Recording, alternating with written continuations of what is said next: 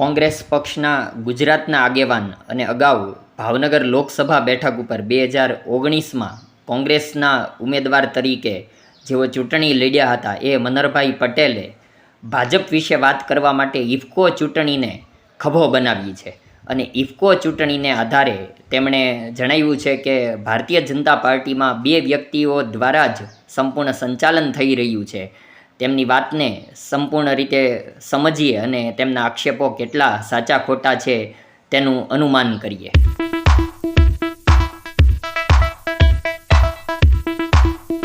Bharatiya Janata party દિવસે ને દિવસે આપણને સૌને કેટલી ભારે પડી રહી છે એનો અંદાજ હવે આપણને આવતો રહ્યો છે. ધાર્મિક સંસ્થા હોય, શૈક્ષણિક સંસ્થા હોય, સામાજિક સંસ્થા હોય કે પછી સહકારી ક્ષેત્રની સંસ્થા હોય, એને એકને દબાવી એને ભાજપમય બનાવવાના કારસ્તાન કર્યા. ઘણા ખરા અંશે એ લોકો સફળ પણ થયા.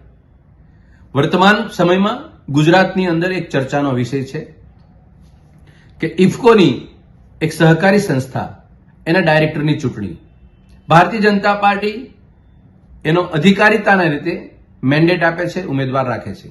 ભારતીય જનતા પાર્ટીનો બીજો ઉમેદવાર એ અપક્ષ તરીકે ભરે છે, એની પાસે મેન્ડેટ નથી. એ ઉમેદવાર ભારતીય જનતા પાર્ટીનો છે.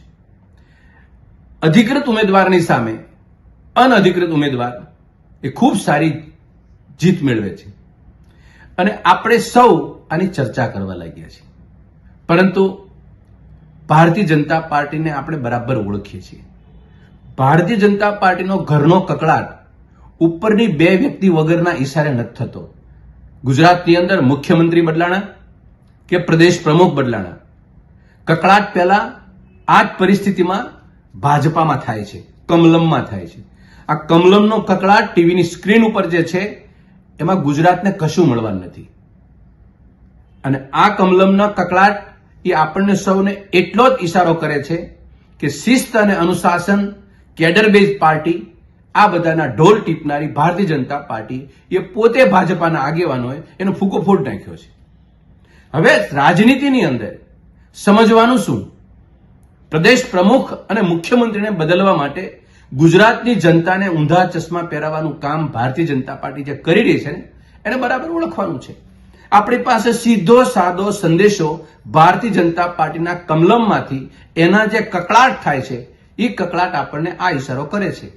હું ઈચ્છું આવનારા દિવસોમાં ભારતીય જનતા પાર્ટીના કકળાટને ગુજરાતનો કકળાટ ન સમજે અને ભારતીય જનતા પાર્ટીની પરિસ્થિતિને આપણે બરાબર ઓળખીએ.